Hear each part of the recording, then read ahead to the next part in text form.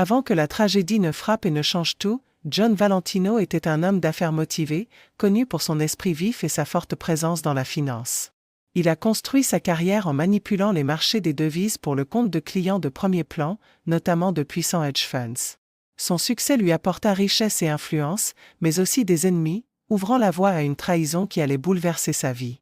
John croyait avoir le contrôle à la fois sur son travail et sur sa vie personnelle. En apparence, son mariage avec Eleanor semblait idéal, mais sous les apparences du succès, une profonde trahison se préparait, prête à le dévaster. Ce qui s'est passé ensuite n'était pas un vol ordinaire. C'était une conspiration soigneusement orchestrée par ceux en qui il avait confiance. Un matin d'août, la vie de John a pris une tournure terrifiante. Après un début de journée normale, il entra dans l'ascenseur de son immeuble, où deux inconnus le rejoignirent.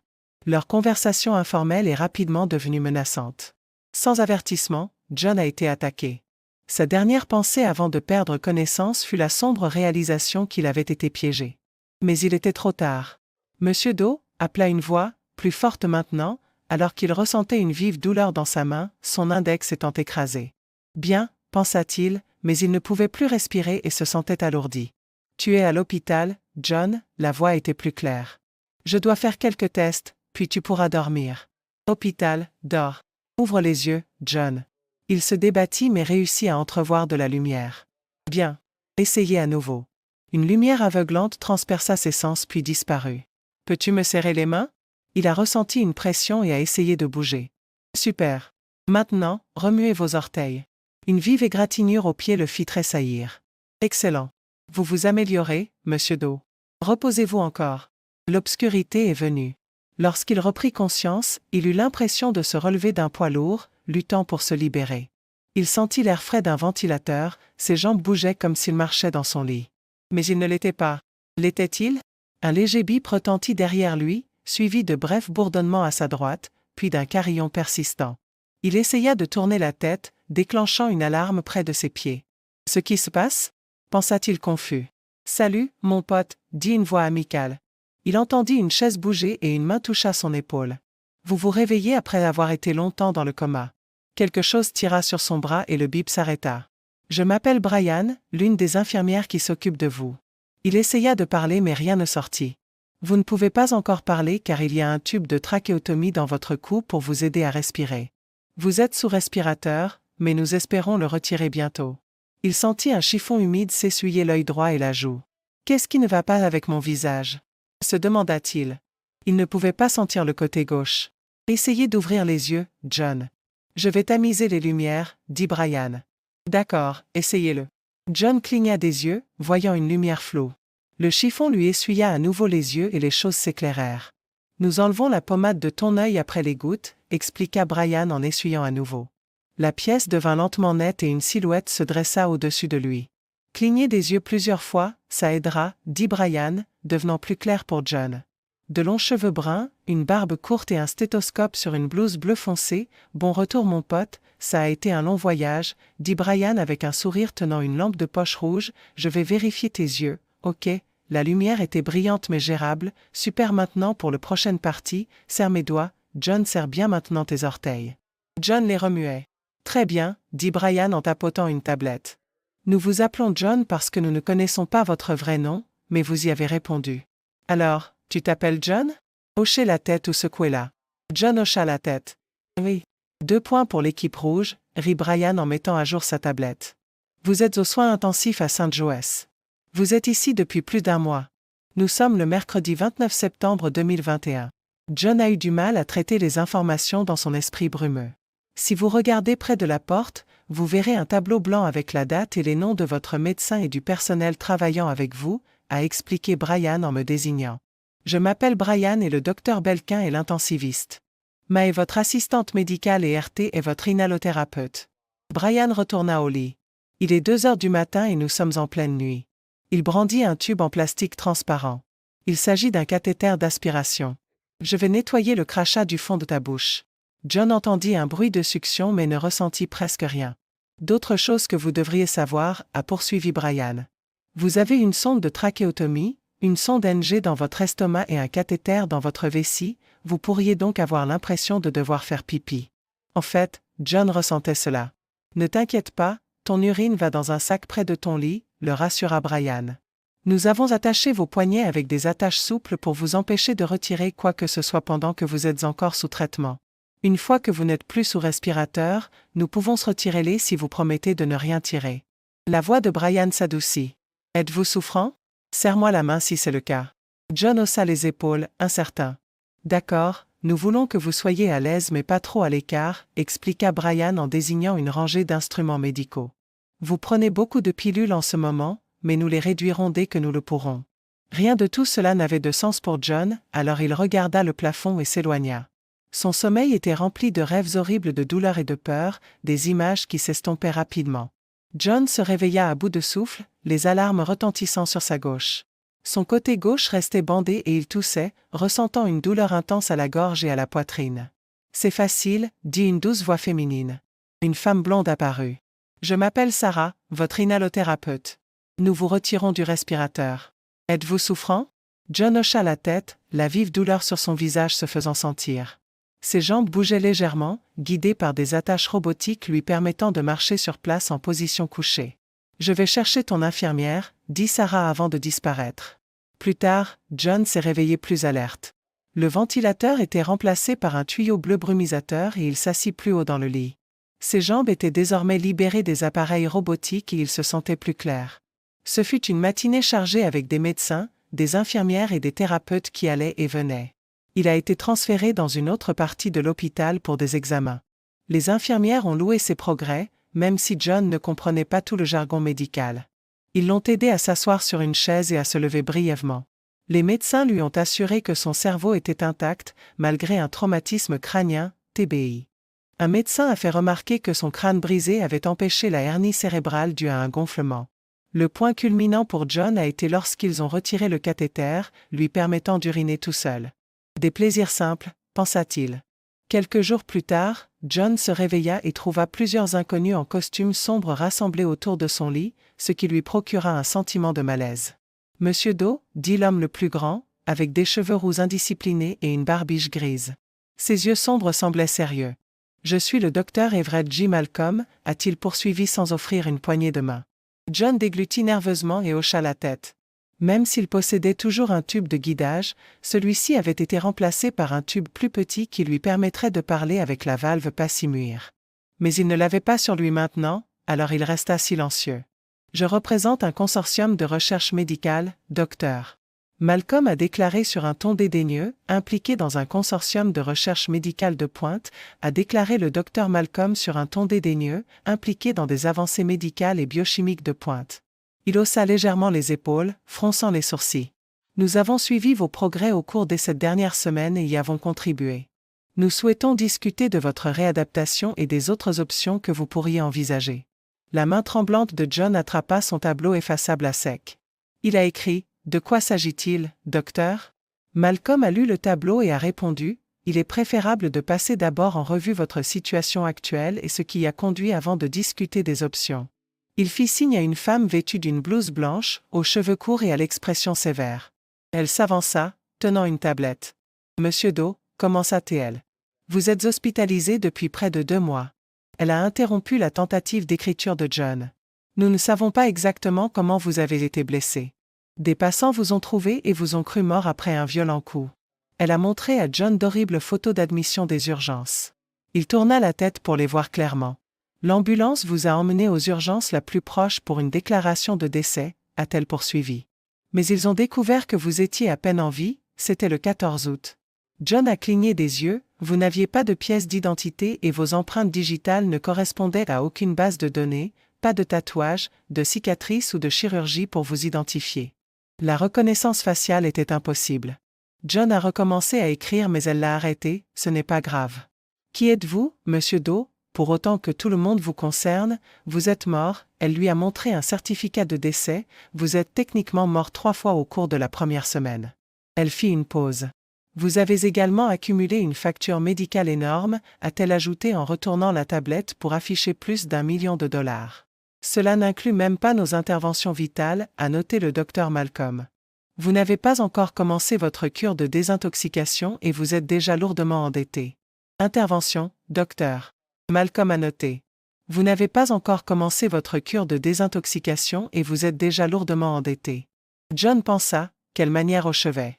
Le docteur Malcolm a poursuivi, votre situation présente des opportunités uniques que nous pensons que vous devriez considérer avant de décider de vos prochaines étapes.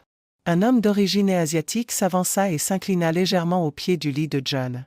Monsieur Do, il a commencé à être bref, vous avez un long chemin à parcourir avant de pouvoir espérer revenir à une vie normale. Vous souffrez toujours d'un grave traumatisme crânien, d'un plus grand nombre de fractures que je ne peux en énumérer, d'une blessure importante à la moelle épinière provoquant au moins une paralysie partielle du côté gauche, et votre œil gauche a été détruit ainsi qu'une grande partie des tissus et des os environnants. De plus, vos organes reproducteurs ombiles a été gravement endommagé et il n'est pas certain que votre testicule droit soit toujours fonctionnel. La nouvelle était accablante et John avait du mal à la comprendre. Jusqu'à présent, personne ne lui avait fait part de l'étendue de ses blessures. Il grimaça, essayant de se souvenir de quelque chose de concret, mais tout ce dont il se souvenait étaient des images vagues et cauchemardesques. Le docteur Malcolm s'éclaircit la gorge, ramenant John à sa concentration. Image. Le docteur Malcolm s'éclaircit la gorge, ramenant John à sa concentration. D'une certaine manière, vous pouvez remercier notre intervention précoce pour le fait que vous soyez ici aujourd'hui, dit-il presque avec désinvolture. Mais discutons des deux chemins qui s'offrent à vous. Il ôta ses lunettes à monture dorée, les embua avec son haleine et les essuya avec un chiffon en soie. Vous pouvez poursuivre le plan de soins actuel, qui consiste à vous transférer dans un centre de réadaptation spécialisé pour vous aider à retrouver force, mobilité et indépendance. Il remit ses lunettes. Cependant, sans assurance ni information de paiement substantiel, vos soins seront au mieux médiocres. John sentit son anxiété monter à nouveau, l'envie de fuir la pièce se renforçant au milieu des escaliers froids et des costumes professionnels. La voix du docteur Malcolm coupa l'attention. Il existe une autre option. Il recula, permettant à un homme plus jeune et nerveux, muni d'une tablette, de s'approcher du lit de John. « Monsieur Do, balbutia le jeune homme. Avant de continuer, nous avons besoin que vous signiez certains formulaires. » Il tendit la tablette à John, dont les yeux scrutèrent les petits caractères. « Vous pouvez tout lire, bien sûr, » ajouta le jeune homme avec un faible rire, « mais nous serions tous vieux et gris quand vous aurez fini. » Il s'éclaircit la gorge, réalisant que sa blague était tombée à plat. Votre première signature nous donne l'autorisation de vous traiter, l'accès à vos dossiers et le pouvoir d'agir en votre nom en matière juridique et médicale dans un avenir immédiat. John hésita avant d'appuyer sur le bouton jaune de signature. Il griffonna son nom avec son doigt. « Super », dit le jeune homme, visiblement soulagé. Il est passé à un autre écran. Les prochaines signatures sont importantes. Premièrement, en acceptant notre traitement, vous acceptez les risques et acceptez de ne pas nous tenir responsables de tout incident ou résultat indésirable. Il fit un clin d'œil à John. Ne vous inquiétez pas, monsieur Do. Vous serez entre de meilleures mains que dans une cure de désintoxication. Il a glissé vers l'écran final. Enfin, ceci est notre accord de non-divulgation. En signant, vous acceptez de ne discuter désormais d'aucun aspect de vos soins. John regarda l'écran, puis posa la tablette. Il prit son tableau effaçable à sec et écrivit lentement « Qu'est-ce que je reçois en retour ?» Le docteur Malcolm hocha la tête avec approbation. « C'est une bonne question, monsieur Do. Même si je ne peux pas promettre que vous reviendrez à 100%, je peux vous assurer que nous vous fournirons le meilleur résultat possible. » Il croisa les bras en souriant. « En fait, grâce à nos technologies uniques, vous pourriez même dépasser vos limites antérieures. » Bien entendu. A-t-il ajouté, il n'y a aucune garantie. John jeta un nouveau coup d'œil à la tablette, toujours incertain. Un autre homme du groupe s'éclaircit doucement la gorge, attirant d'un froncement de sourcils de la part du docteur Malcolm. « Si je peux me permettre, monsieur, » dit doucement l'homme en se tournant vers John. « Monsieur Do, je dois également mentionner qu'en vous portant volontaire pour notre programme expérimental, toutes vos dettes financières seront annulées, quel que soit le résultat. » John se retourna vers le docteur Malcolm, qui fit un subtil signe de tête. Prenant une profonde inspiration, John souleva la tablette et griffonna à nouveau sa signature avant de la rendre. « Excellent, monsieur Do, » dit le docteur Malcolm avec une lueur dans les yeux. « Votre nouveau programme débutera sous peu. Vous serez transféré dans nos locaux ce soir. » Le groupe d'étrangers quitta la pièce aussi silencieusement et rapidement qu'il était arrivé. John s'allongea, son esprit s'emballant avec ce qui venait de se passer. Au moment où John est arrivé dans le nouvel établissement, tout semblait flou. Une petite médecin nommée Janice Willoughby, avec des cheveux bruns jusqu'aux épaules et de grandes lunettes, s'est présentée. Lorsque vous avez attiré notre attention pour la première fois, a-t-elle déclaré cliniquement, vos chances de survie étaient inférieures à 5%. Mesurant environ 5 pieds 6 pouces avec une silhouette mince cachée dans une blouse sous une blouse de laboratoire surdimensionnée, sa voix était calme et méthodique, comme si elle lisait un manuel. Nous avons suivi vos progrès et avons joué un rôle important dans votre rétablissement, a-t-elle poursuivi. Votre cerveau était tellement enflé à cause du traumatisme que si votre crâne n'avait pas été ouvert, vous seriez mort. Heureusement, votre cerveau a pu s'étendre au-delà des limites crâniennes, ce qui vous a permis de survivre. Elle a pointé du doigt les scanners IRM, Connecticut et PT sur un moniteur à proximité. Les images ne signifiaient rien pour John, mais le docteur Willoughby poursuivit. Vos blessures étaient étendues, une fracture Laforte 3 de la structure faciale, des dommages traumatiques à votre orbitaire gauche, entraînant des lésions permanentes du nerf optique. Cet œil est irréparable. Vous avez également subi une torsion testiculaire droite entraînant la perte de l'organe. Vous aviez de multiples contusions pulmonaires, des fractures aux jambes, aux bras, aux côtes et à la clavicule gauche. John tressaillit intérieurement alors qu'elle énumérait les dégâts. Nous avons réparé ou reconstruit la plupart de vos os du visage, a-t-elle poursuivi. Mais le gonflement et les cicatrices persistent. Elle sortit un petit sac argenté. Pour contrôler le gonflement et la pression, nous avons administré du mannitol pour éliminer le liquide de votre cerveau.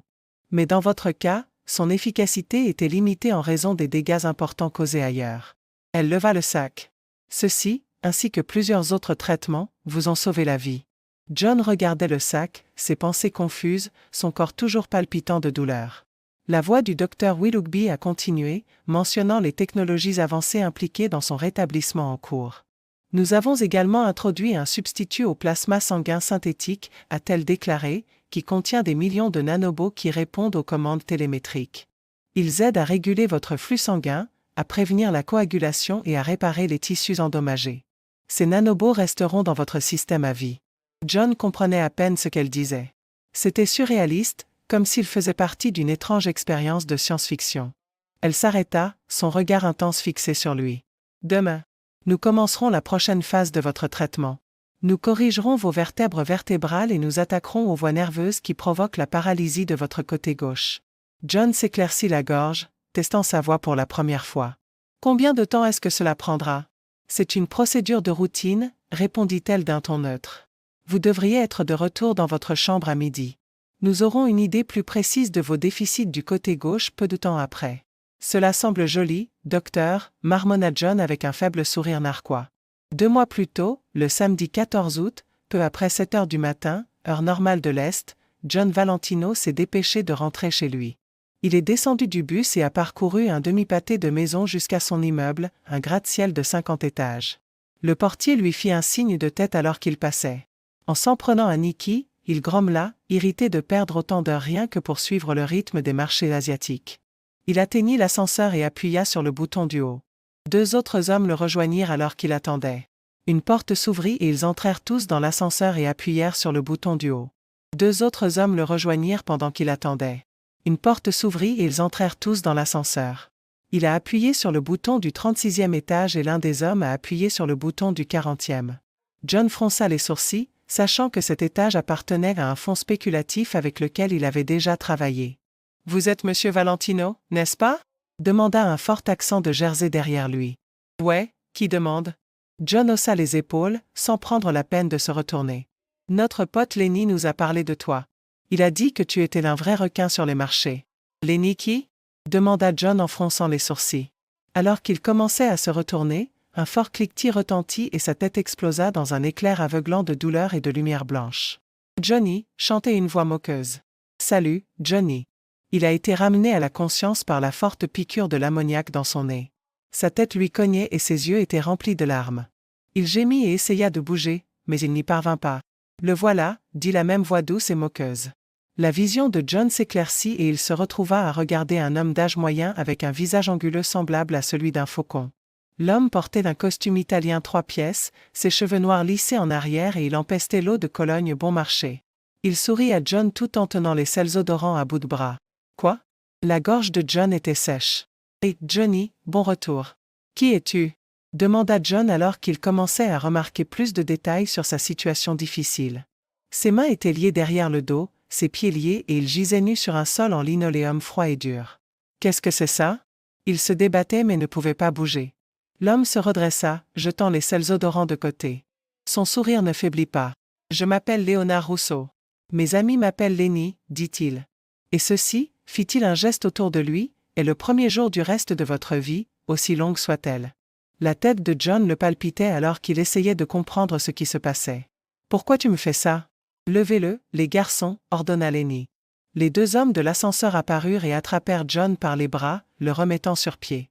Il vacilla mais resta fermement retenu. Il regarda autour de lui, essayant de reconnaître son environnement, mais rien ne lui était familier.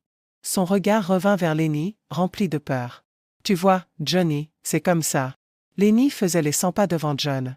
« Vous avez travaillé dur pour manipuler les marchés des devises pour un de mes collègues. » Il s'arrêta, souriant au visage de John. « Et vous avez fait un excellent travail. » Lenny a agité un appareil qui ressemblait à un aiguillon à bétail devant le visage de John. « Mais je sais aussi que vous avez siphonné une partie du capital de ce collègue vers un joli et discret compte offshore, soi-disant pour le protéger des regards indiscrets. » Une sueur froide envahit le corps de John.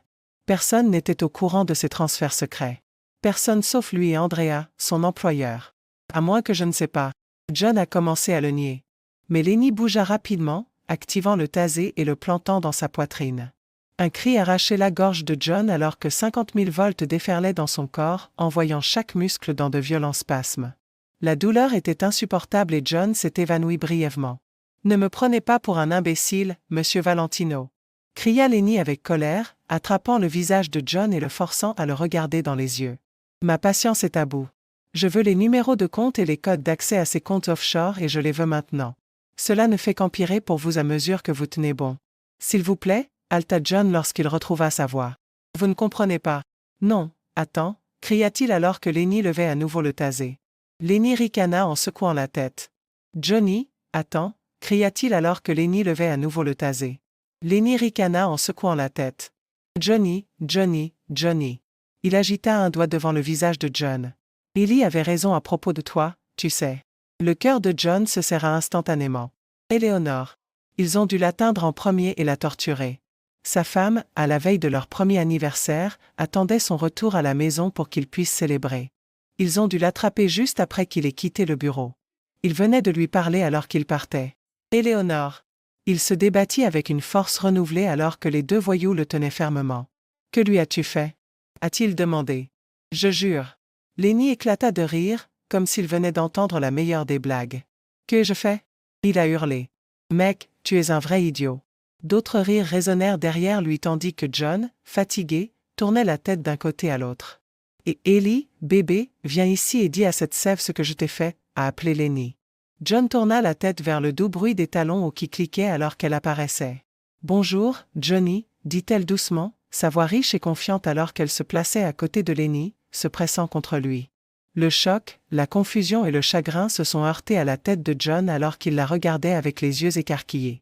Il n'y avait aucune émotion dans ses yeux bleu-bleuets alors qu'elle le regardait.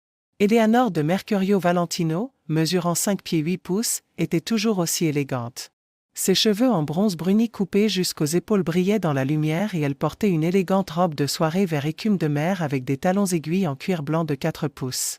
On aurait dit qu'elle venait de faire la couverture d'un magazine de mode. « Ellie, quoi ?» balbutia John. « Oh Johnny, Lenny rit.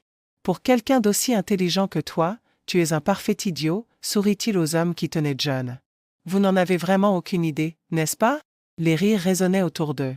Cette dame que tu as épousée ? Lenny passa un bras possessif autour de sa taille. C'est ma fille. Les deux s'embrassèrent passionnément devant lui, serrant les lèvres et s'emmêlant les langues. L'incrédulité et la fureur s'affrontèrent en John tandis que ses jambes faillirent céder sous la poigne ferme de ses ravisseurs. Comment est-ce possible ? Je parie que tu ne savais pas que je la baisais juste avant qu'elle ne marche vers toi, Lenny rit encore. Je suis avec Ellie ici depuis qu'elle s'est faufilée hors de la maison de sa mère.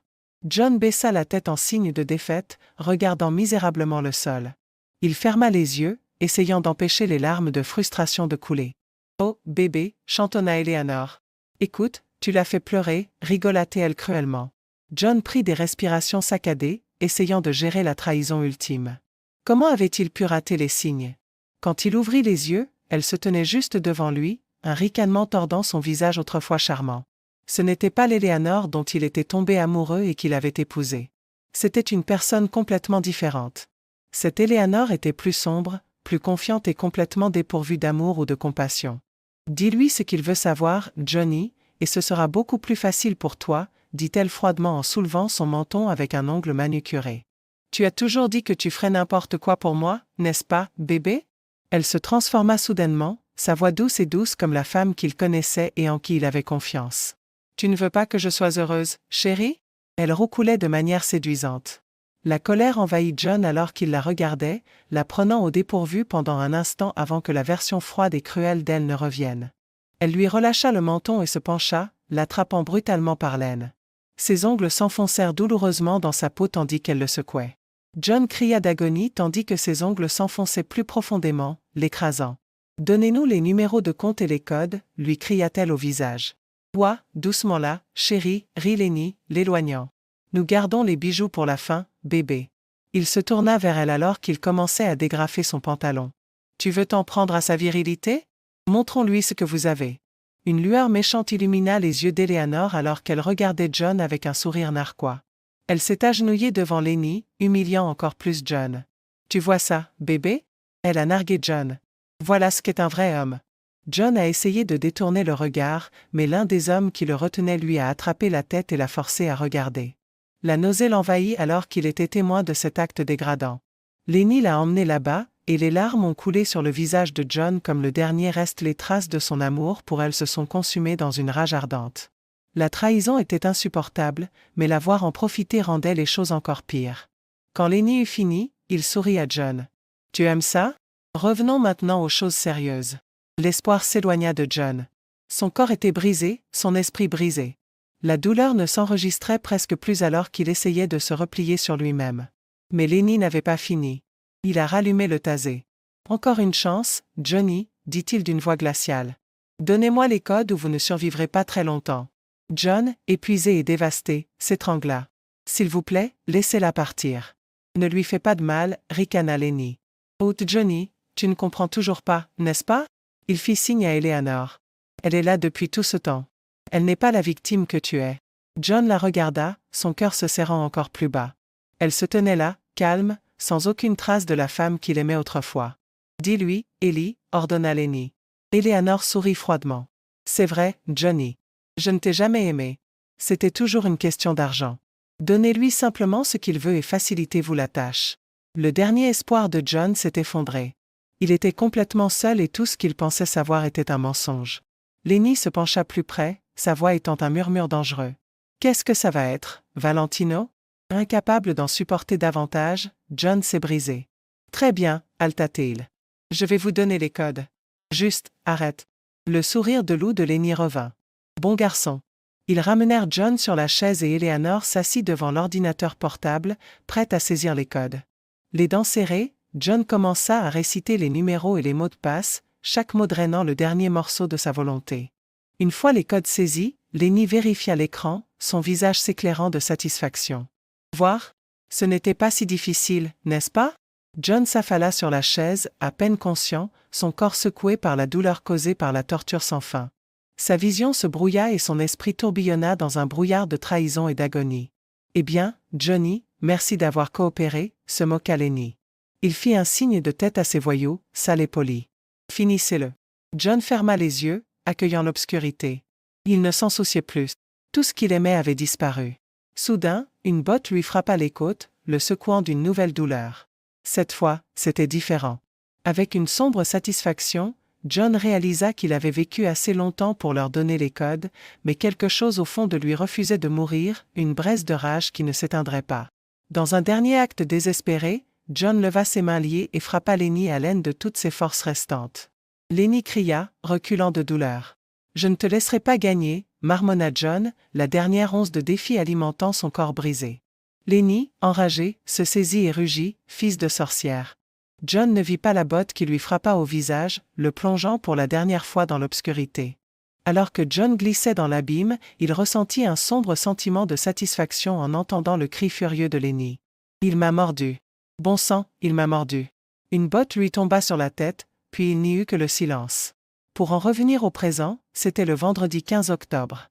Monique Thibaudeau était une femme remarquable d'origine mixte, héritant des meilleurs traits de sa mère française et de son père afro-américain. Ses traits anguleux, ses pommettes saillantes et ses yeux gris sombres lui donnaient un regard captivant. Ses cheveux, décolorés d'une couleur cuivre clair, étaient lissés pour tomber uniformément sur ses épaules, avec une frange accentuant ses sourcils fins et son regard perçant. Monique portait souvent des leggings moulants et des hauts dos nus. Mais pendant la thérapie en piscine avec John, elle a opté pour un maillot de bain, une pièce révélateur. John avait rencontré Monique peu de temps après son opération à la colonne vertébrale, et depuis, ils avaient passé d'innombrables heures ensemble. Lorsqu'elle ne le guidait pas dans des exercices de marche ou de résistance, elle l'aidait dans les tâches quotidiennes. S'habiller, cuisiner, manger, se laver et se raser. En tant que massothérapeute, elle a également travaillé avec lui pour reprendre le contrôle des fonctions de routine comme la saisie au clavier, l'envoi de SMS et l'utilisation d'une télécommande. John avait développé un mélange d'admiration et de frustration à son égard. Peu importe à quel point il était en colère ou abusif, Monique restait joyeuse et positive. Malgré son irritation, il ne pouvait nier son succès. En retrouvant force et indépendance, il a appris que les nanobots jouaient un rôle majeur dans sa rééducation, aidant ses muscles à récupérer plus rapidement et à devenir plus minces. Un samedi soir, Monique est apparue dans sa chambre vêtue d'un peignoir en éponge et portant un plateau. Elle sourit devant son expression lasse et rit légèrement. « N'aie pas l'air trop content de me voir, John », taquina-t-elle en s'asseyant sur le bord de son lit queen size. La robe s'est ouverte au niveau de ses genoux, révélant une partie de sa longue jambe couleur acajou. Vous pouvez vous détendre. Je ne suis pas ici à titre officiel. Enfin, pas tout à fait, ajouta-t-elle avec un sourire enjoué. Grommela John. Je pensais que nous avions fini pour la journée, lundi. Cependant, sa présence ne le dérangeait pas vraiment. En fait, il se sentait de plus en plus attiré par elle chaque jour, même s'il était endolori point partout et j'attendais avec impatience une bonne nuit de sommeil. J'ai parlé au docteur Willoughby plus tôt, dit Monique en posant le plateau sur le lit. Elle a mentionné qu'elle avait besoin d'un échantillon. Elle sourit malicieusement. Un échantillon de graines, pour être exact. Les yeux de John s'écarquillèrent de surprise. Quoi? Monique lui fit un sourire timide. Elle voulait que tu t'exprimes demain matin, mais je l'ai convaincue que nous pourrions le faire plus tôt. Elle sortit un petit paquet du plateau. John resta sans voix alors qu'elle se levait et dénouait lentement sa robe, la laissant s'ouvrir. Ses yeux la suivaient dans chacun de ses mouvements, capturant son corps parfait. Elle s'assit sur le lit, se penchant pour bercer son visage balafré dans ses mains douces. Elle l'embrassa et l'esprit de John s'emballa. Il admirait sa beauté depuis un certain temps, mais n'avait jamais imaginé cela. Son contact était doux mais intense, remuant quelque chose au plus profond de lui. Pour la première fois depuis sa blessure, John ressentit du désir. Monique a prélevé l'échantillon avec une précision clinique, mais il y avait une indéniable proximité dans ses actions. Quand elle eut fini, elle se leva avec le plateau et commença à marcher vers la porte. Les yeux de John restèrent fixés sur elle, captivés par ses mouvements gracieux. Alors qu'elle atteignait la porte, celle-ci s'ouvrit de façon inattendue.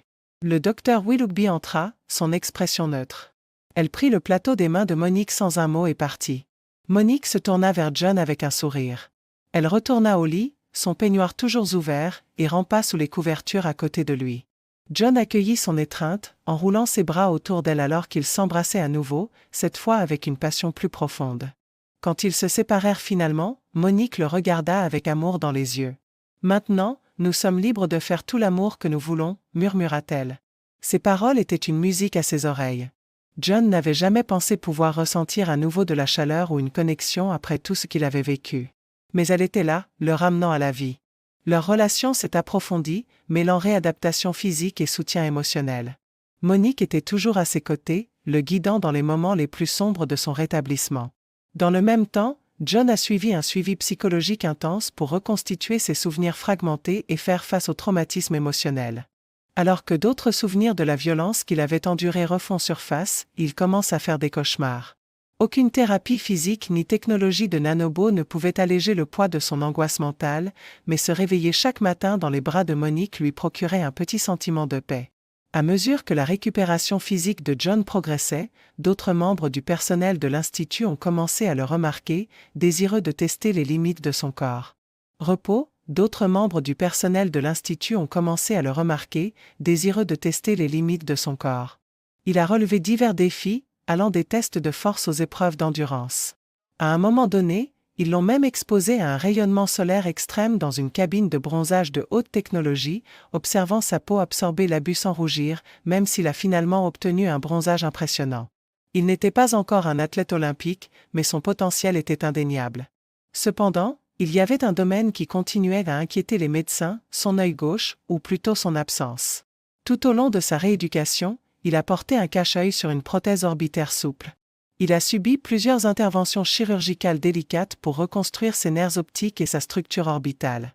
Finalement, le jour est venu où il était prêt à recevoir son œil mécanique. Assis dans une salle remplie de médecins, John les écoutait expliquer les avantages et les inconvénients de l'appareil. Un médecin lui a remis un modèle et lui a décrit comment il se connecterait à ses fibres nerveuses restantes. Il s'agit là d'une technologie de pointe et hautement expérimentale, a expliqué le médecin. Donc, je suis un cobaye, a plaisanté John, essayant de détendre l'ambiance. D'une certaine manière, oui, répondit le médecin. Mais du bon côté, qu'avez-vous à perdre? John rit. Ainsi, avec ce nouvel œil, je ne serai plus aveugle, mais je ne verrai pas exactement non plus. Nous ne pouvons le dire avec certitude qu'après la procédure, a répondu le médecin.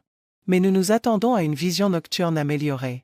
Cependant, vous n'aurez pas de vision des couleurs ni de perception de la profondeur grâce à la prothèse. John leva les mains en signe de reddition, arrêtant le discours technique. Faisons-le et voyons comment cela se passe. Où dois-je signer? L'opération a eu lieu le lendemain. Et John a été bandé pendant que ses tissus guérissaient. Les nanobots devaient contribuer au processus et tout le monde attendait avec impatience les résultats. Pendant sa convalescence, le docteur Malcolm a fait de brèves apparitions, émotionnellement distantes, mais louant les progrès de John. L'Institut avait également permis à John d'accéder à des informations sur sa vie passée et sur les transactions financières qui avaient conduit à son attaque brutale. John a passé des heures devant l'ordinateur, menant sa propre enquête. Il a suivi les fonds des comptes corrompus, reconstituant soigneusement chaque mouvement numérique effectué par ses ennemis. Malgré les conseils de l'équipe juridique d'abandonner le passé, John était déterminé. Il se vengerait des responsables de ses souffrances. Alors que John rentrait de société, ses cicatrices faciales le rendaient méconnaissable pour quiconque de sa vie antérieure. Les gens l'évitaient, et même si les médecins lui proposaient une chirurgie plastique, il refusait. Les cicatrices rappelaient ça envers son ex-femme Eleanor et son amant Lenny. John n'en avait pas fini avec eux, loin de là. Le vendredi 17 décembre 2021, Jimmy Sims, connu sous le nom de Sweet Jimmy, était assis devant sa coiffeuse, mettant la touche finale à son maquillage. Il fredonna le respect d'Aretha Franklin tout en plissant les lèvres devant le fabuleux reflet dans le miroir. Avec une perruque bouclée et des cils glamour, il tournoyait devant le miroir, attrapant sa robe à paillettes. Un coup à la porte du vestiaire interrompit sa routine. « Le doux Jimmy n'est pas prêt à recevoir des visiteurs », cria-t-il gentiment. La serrure de la porte s'est cassée lorsqu'elle a été ouverte de force, et une grande silhouette est entrée, vêtue d'un jean bleu et d'un sweat à capuche, la capuche baissée pour masquer son visage. « Je ne prendrai pas beaucoup de temps Jimmy », une voix grave gronda. Jimmy pâlit, un frisson courant le long de sa colonne vertébrale qui se détend. « Mon pote, la silhouette a dit que je ne suis pas là pour te faire du mal. » Jimmy s'est prudemment retourné vers l'œil du miroir qui regardait l'homme derrière lui. « Ferme-moi, chérie » demanda-t-il, essayant de retrouver son flair habituel. John renifla et s'avança pour fermer la robe de Jimmy. « Sweet Jimmy a toujours du temps pour ses plus grands fans » ronronna Jimmy. « Et tu es définitivement l'un de mes plus grands. » John resta silencieux, mais la tension dans la pièce était épaisse. « J'ai autre chose en tête » dit John à voix basse. « Une faveur. »« Oh, mon doux Jimmy adore rendre des services » ronronna Jimmy en enfilant ses talons aiguilles à plateforme et en les enfilant. « Venez au club vendredi soir et je veillerai à ce que vous obteniez ce dont vous avez besoin. » Le doux Jimmy a envoyé un baiser au miroir avant de réparer une tache dans son mascara. « Mais pourquoi ne me dis-tu pas ce que tu cherches vraiment, chérie ?» Il jeta un coup d'œil au reflet de l'homme dans le miroir. John retira sa capuche, révélant son visage marqué. Les yeux de Jimmy s'écarquillèrent et il se tourna vers John, tendant la main pour toucher l'œil de verse-en-vie qui le fixait. « Oh, bébé » chantonnait Jimmy. « Qui t'a fait ça ?» John autorisa le contact pendant un moment avant de reculer. « Disons simplement que j'ai un compte à régler avec Sal et Polly. » Jimmy haleta à la mention de leur nom. Il savait très bien qui ils étaient. Il secoua la tête avec peur. « Oh non, mon adorable Jimmy a eu des démêlés avec ces deux-là. Pas question que je m'implique à nouveau. Ils aiment blesser les gens. »« Je sais, Jimmy, dit calmement John. Tout ce que j'ai besoin que vous fassiez, c'est les faire sortir, leur promettre n'importe quoi, et je jure qu'ils ne vous feront plus jamais de mal, ni à personne d'autre. John sortit un rouleau de billets de sa poche et le jeta sur le meuble lavabo. Pour votre peine. Le parking derrière la palourde barbue était sombre et non pavé. Des voitures, des camions et des motos bordaient le périmètre, seule la faible lueur des lampadaires venant de l'avant et des côtés du bâtiment fournissant de la lumière. La porte arrière s'ouvrit, laissant la faible lueur des lampadaires de l'avant et du côté du bâtiment fournir de la lumière. La porte arrière s'ouvrit, laissant résonner les basses lourdes de la musique du club dans la nuit calme. Jimmy trébucha dehors, ivre, suivi par 2 agents de la mafia désireux de se livrer à la compagnie de Sweet Jimmy. « Oh, Sweet Jimmy est en feu ce soir », criait-il alors qu'il s'éloignait d'eux. Sortant un paquet de cigarettes, il en tint un de manière séduisante et sourit. « L'un de vous, les garçons, a-t-il une lumière ?» ronronna-t-il. Sal et Polly le suivirent au centre du parking, s'impatientant alors que Jimmy haussait les épaules et allumait le sien. Le scintillement du briquet les aveugla brièvement alors qu'ils se plaignaient de s'amuser et de rentrer à l'intérieur. Eh bien, une voix menaçante l'interrompit dans l'ombre. « Si ce n'est pas Polly et Sal, comment ça va, les garçons ?» Surpris, ils se retournèrent pour voir une silhouette sombre émerger de l'ombre de la plongée. Et Polly a aboyé avec colère. « Qui diable nous surprends-tu comme ça ?» Il serra les poings, prêt à frapper l'intrus. « Tu ne te souviens pas de moi, Polly ?» dit John en s'avançant. Il retira sa capuche, mais la faible lumière ne révéla pas grand-chose de son visage meurtri, à l'exception de la faible lueur de son œil robotique. Il sourit aux truands inquiets. Sal essaya de se mettre en position de flanc, mais les réflexes de John étaient vifs. Il attrapa Sal par la gorge et le tira vers l'avant, tout en attrapant simultanément le cou de Polly. Les têtes des 2 hommes se heurtèrent avec un bruit sourd et ils s'effondrèrent aux pieds de John. La cigarette de Sweet Jimmy tomba de ses lèvres alors qu'il abandonnait la prétention de son acte féminin. « Putain de merde, mec !» s'est-il exclamé. « Qui diable es-tu » ? « Ne t'inquiète pas pour ça, Jimmy, » dit doucement John. « Retourne à l'intérieur et oublie tout ce qui s'est passé, d'accord ?» Les yeux écarquillés, Jimmy hocha vigoureusement la tête et retourna précipitamment au bar. Polly, groggy, reprit conscience tôt le matin. L'air frais de l'océan et les cris des mouettes l'ont désorienté alors qu'il essayait de donner un sens à son environnement. Il était assis sur une poutre de bois froide, ses pieds nus pendant dans l'eau de mer. Sal était assis en face de lui faisant face dans la même position. Polly sentit la piqûre aiguë des balanes lui couper le dos lorsqu'il réalisa qu'il était attaché à un tas derrière lui. Sa bouche était bâillonnée et ses mains étaient liées devant lui. Puis il baissa les yeux entre ses jambes et ses yeux s'écarquillèrent d'horreur. Sa chair avait été clouée à la poutre en bois sous lui, la grosse pointe enfoncée dans la partie la plus sensible de son corps. Sal était dans la même situation en face de lui. Dès que Polly a pris conscience de la douleur, elle l'a envahi, s'intensifiant à mesure qu'il essayait de bouger. Une vague paresseuse éclaboussa les pilotis, lui aspergeant le visage et la poitrine. En face de lui, Sal gémit et après avoir réalisé sa propre situation difficile, il commença à crier à travers son bâillon. « Bonjour les garçons !» John les salua chaleureusement en se présentant. L'eau atteignit ses hanches à mesure qu'il s'approchait. « Je n'étais pas sûr du tout que tu te réveillerais. Je pensais que tu pourrais te noyer sur moi, » dit-il avec un petit rire. Les 2 hommes le regardèrent avec terreur, ne reconnaissant pas le visage marqué et l'œil mécanique qui les regardait avec amusement. « Vous ne reconnaissez pas votre propre travail ?» demanda John. « Dis-moi, comment va Lenny après que j'ai essayé de le mordre ?» Il jeta un coup d'œil entre eux tandis qu'une reconnaissance soudaine se faisait jour. Leurs expressions sont devenues encore plus horrifiées. « Eh bien, je suppose que tu ne peux pas me dire grand-chose avec ces gags. » Il rit et brandit une vieille bouteille de vin vert incrustée de balanes, visiblement cueillie dans la mer. « Ne détestez-vous pas simplement jeter des déchets ?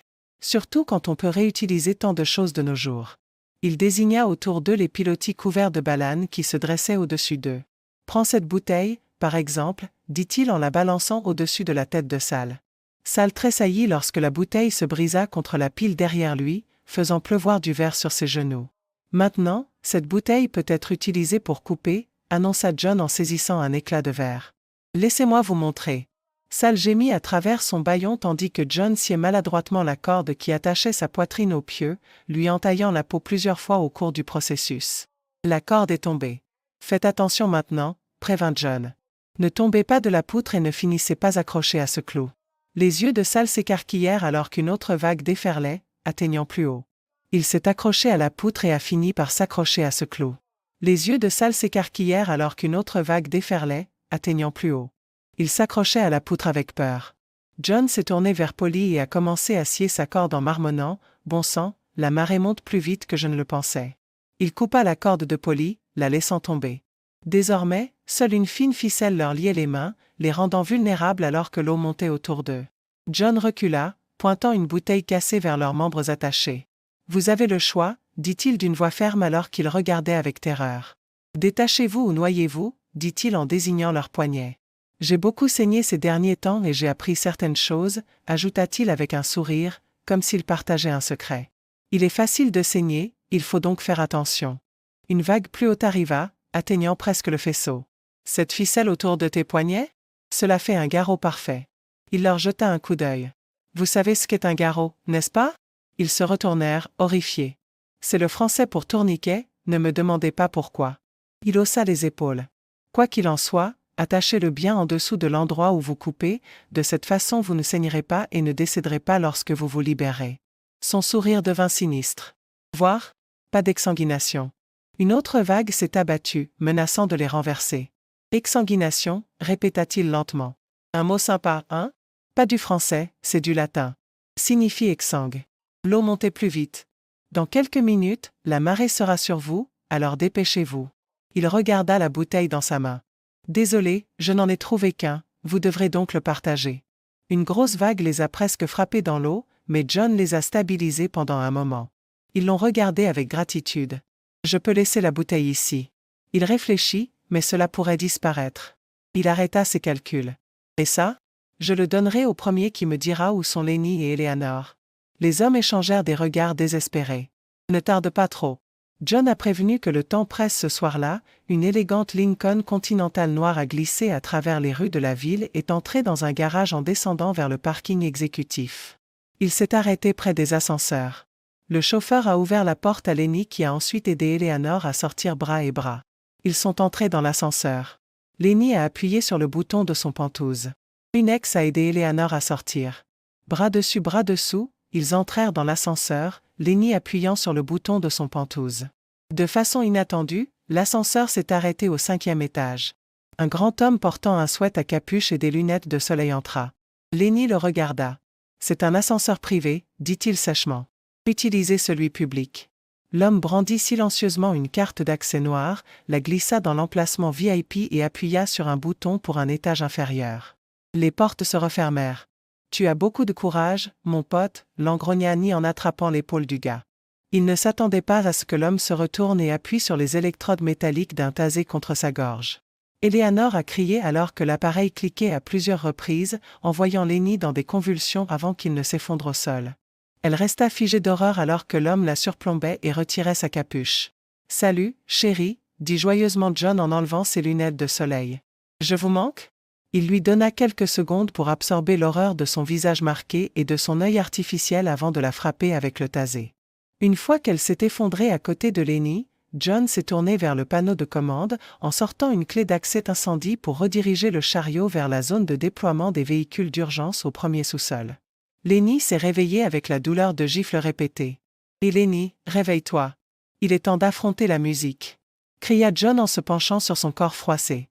Lenny secoua la tête, essayant de s'éclaircir les idées, réalisant qu'il était pieds et poings liés, allongé sur le sol d'un petit compartiment qui semblait bouger.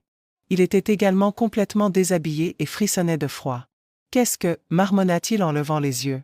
Ses yeux s'écarquillèrent sous le choc lorsqu'il reconnut la silhouette défigurée qui se tenait au-dessus de lui. « Qui? Tu ne te souviens pas de moi ?» demanda joyeusement John. « Nous étions très proches il y a quelques mois à peine. » Un gémissement étouffé vint de derrière, et Lenny sentit un autre corps pressé contre son dos. « Ellie, bébé. Oh, l'amour n'est-il pas grandiose ?» John chantait en attrapant Lenny par le visage, le tirant vers le haut pour qu'il s'assoie contre la cloison afin qu'il puisse voir l'ex-femme de John. Eleanor était également attachée, recroquevillée en position fétale sur le pont froid, sanglotant à ses pieds. « Allez, Ellie, réprimanda John. Ne sois pas déprimant, dis-lui. » Eleanor leva les yeux vers le visage mutilé de John, en pleurant. « S'il te plaît, John, murmura-t-elle, à peine audible à travers ses sanglots. « Johnny ?» demanda Lenny, stupéfait. « Mais tu es mort. Polly et Sal ont dit qu'ils t'avaient donné à manger au requin. » John sourit en secouant la tête. « Oh, Lenny, ils l'ont bâclé.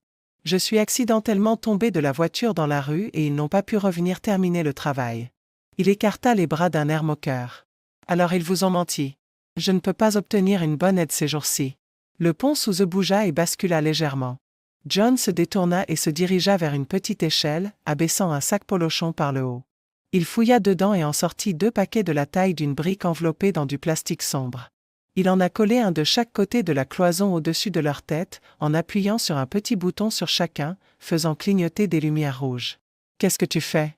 demanda Lenny, sa voix montant en panique. « Eh bien, Lenny, je suis un peu énervé, » dit John agréablement, comme s'il discutait avec désinvolture. « Après tout ce que tu m'as fait subir et que tu n'as même pas eu la décence de m'éliminer, » il sourit à l'homme terrifié. « C'est vraiment pénible de se venger, hein ?»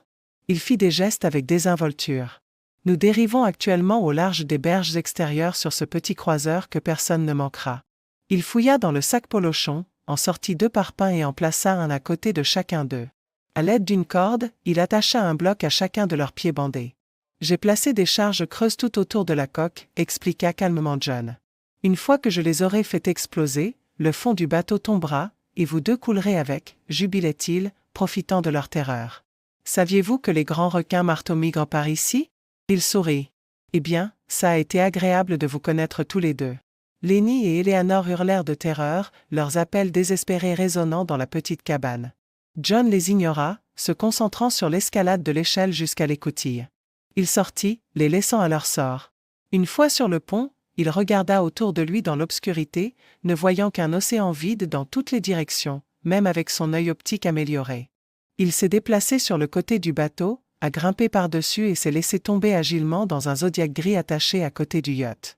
Après avoir largué les amarres, il a tiré sur le cordon du moteur hors-bord. Il rugit et il s'éloigna lentement du navire condamné. Fouillant dans sa poche, John tira une gâchette.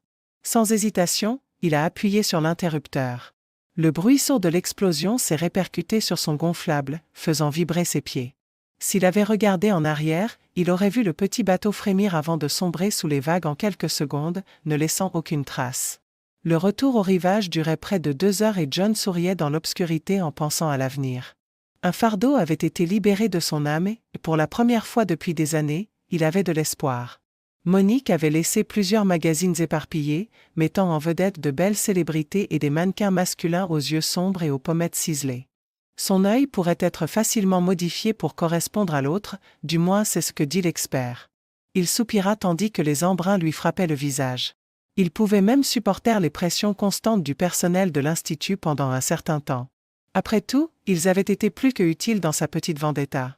Il supposait qu'il leur devait beaucoup. J'espère que vous avez apprécié cette histoire. Si elle vous a plu, n'oubliez pas de laisser un like, de vous abonner à la chaîne et de partager avec vos amis. Votre soutien est très important pour que nous puissions continuer à vous proposer du contenu intéressant. Que pensez-vous des décisions des personnages ?